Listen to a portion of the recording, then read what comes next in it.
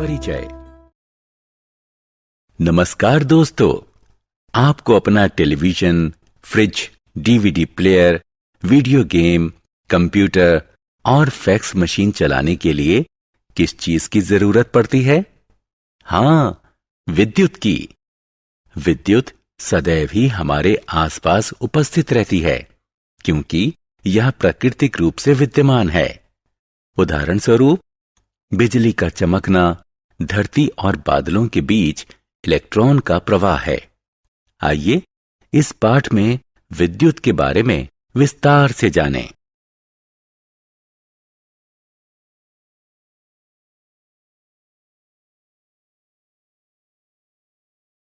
उद्देश्य। इस पाठ के अंत में आप निम्न करने में सक्षम हो जाएंगे: विद्युत को परिभाषित करना, विद्युत धारा और आवेश के बीच संबंध स्थापित करना, दो प्रकार की विद्युत की पहचान करना, विद्युत चालक और विद्युत रोधक को परिभाषित करना।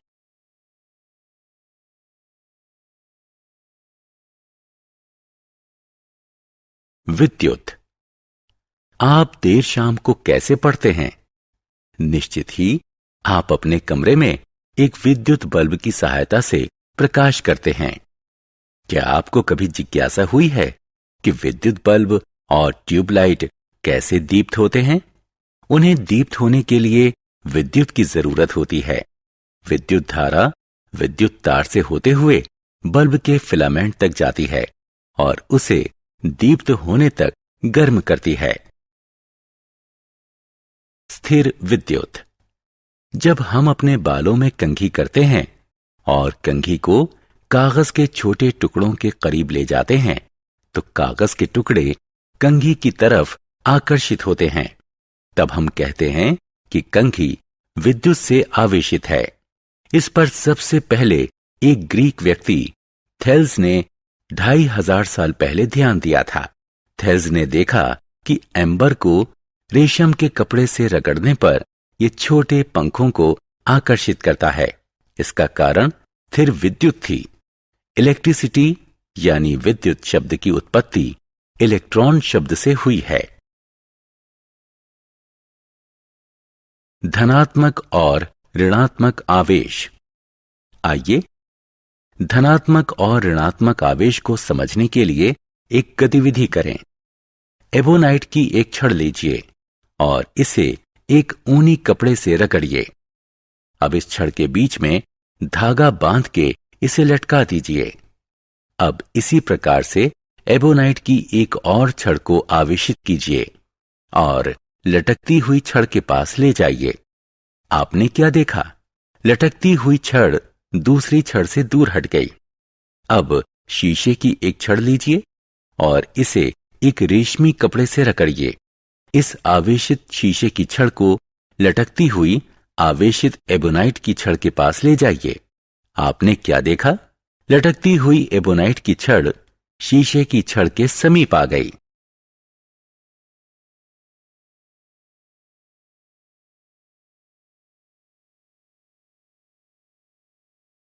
धनात्मक और ऋणात्मक आवेश।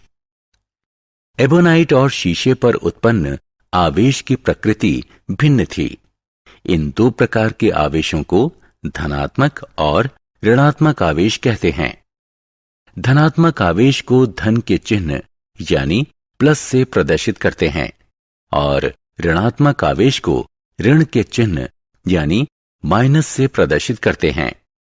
सिर्फ मान्यता के लिए शीशे पर रेशम के रगड़ने से उत्पन्न आवेश को धनात्मक मानते हैं और एबोनाइट को ऊनी कपड़े पर रगड़ने से उत्पन्न आवेश को ऋणात्मक मानते हैं। पहले की गतिविधि के आधार पर हम कह सकते हैं कि समान आवेश एक दूसरे को विकर्षित करते हैं और असमान आवेश एक दूसरे को आकर्षित करते हैं। विद्युत धारा। हमने अभी विद्युत आवेशों और वो एक दूसरे पर जो बल आरोपित करते हैं उसके बारे में पढ़ा। हमने जाना कि आवेश दो प्रकार के होते हैं, धनात्मक और ऋणात्मक। जब आवेश एक पिंड से दूसरे पिंड में स्थानांतरित होते हैं तो हम कहते हैं कि पिंड आवेशित हो गया है। गतिशील या प्रवाहमान आवेश विद्युत धारा का निर्माण करते हैं। एक विद्युत धारा ऋणात्मक आवेशी इलेक्ट्रॉनों की गतिशीलता से बनती है। इलेक्ट्रॉन का प्रवाह हमें विद्युत प्रदान करता है। विद्युत धारा को एमीटर से मापा जाता है। विद्युत सेल। ड्राई सेल बैटरी का प्रयोग टार्च या रेडियो में विद्युत के स्रोत के रूप में प्रयोग करते हैं। सभी बैटरियों में प्लस और माइनस निशान लगे 2 टर्मिनल होते हैं। जब धातु का तार इन दोनों टर्मिनलों को जोड़ता है तो रासायनिक अभिक्रिया द्वारा उत्पन्न इलेक्ट्रॉन तार के माध्यम से प्रवाहित होने लगते हैं और विद्युत धारा का निर्माण होता है। ये इलेक्ट्रॉन ऋणात्मक टर्मिनल से धनात्मक टर्मिनल की दिशा में प्रवाहित होते हैं। अतः सेल एक ऐसा यंत्र है जिसमें रासायनिक ऊर्जा विद्युत ऊर्जा में परिवर्तित होती है।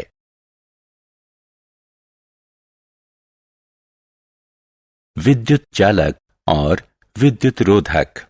कुछ धातुएं विद्युत धारा को स्वयं से प्रवाहित होने देती हैं, दूसरी ऐसा नहीं करती। जो पदार्थ स्वयं से विद्युत धारा को प्रवाहित होने देते हैं उन्हें विद्युत चालक कहते हैं। लोहा, तांबा, ब्रास, एल्यूमीनियम, चांदी, स्वर्ण, ग्रेफाइट इत्यादि धातु विद्युत चालक हैं। वो पदार्थ जिनसे होकर विद्युत धारा प्रवाहित नहीं होती उन्हें विद्युत रोधक कहते हैं। विद्युत रोधक को विद्युत का कुचालक भी कहते हैं। कागज, लकड़ी, प्लास्टिक, कपड़ा, रबड़, अधातु पदार्थ विद्युत रोधक हैं। पेंसिल की लीड ग्रेफाइट से बनी होती है। ये कार्बन का एक रूप है। यह अधातु है लेकिन विद्युत चालक है। कोई पदार्थ विद्युत का चालक है या नहीं इसका परीक्षण किया जा सकता है। दिए गए पदार्थ को एक विद्युत परिपथ की 2 खुले हुए तारों के बीच रखिए। इन दोनों तारों के मुक्त सिरों को पास लाइए और दोनों को एक दूसरे को स्पर्श करने दीजिए। यदि बल्ब दीप्त हो जाता है तो पदार्थ विद्युत चालक है, अन्यथा यह एक विद्युत रोधक है।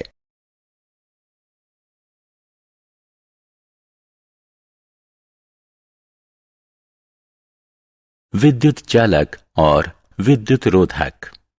विद्युत का प्रयोग करते समय चालक और रोधक दोनों का महत्व होता है। तांबे या दूसरे धातु की तार को विद्युत आपूर्ति के लिए प्रयुक्त किया जाता है, लेकिन इसी के साथ इन धातु के तारों पर सुरक्षा के लिए विद्युत रोधक धातुओं जैसे प्लास्टिक या रबड़ की परत चढ़ाई जाती है। सारांश। आइए हमने जो कुछ सीखा है उसे संक्षेप में दोहराएं। विद्युत ऊर्जा का एक प्रकार है। आवेश सदैव एक साथ आते हैं। समान आवेश विकर्षित करते हैं और असमान आवेश आकर्षित करते हैं। इलेक्ट्रॉन के प्रवाह को विद्युत धारा कहते हैं। बिजली का चमकना आकाश में विद्युत का निर्वर्तन है। सेल विद्युत धारा का स्रोत है। सेल एक यंत्र है जिसमें रासायनिक ऊर्जा विद्युत ऊर्जा में परिवर्तित होती है। सेल के युग्म को बैटरी कहते हैं। विद्युत धारा मापी यंत्र को एमीटर कहते हैं। धातु और अकार्बनिक लवण अच्छे विद्युत चालक होते हैं। अधातु और कार्बनिक यौगिक विद्युत रोधक होते हैं।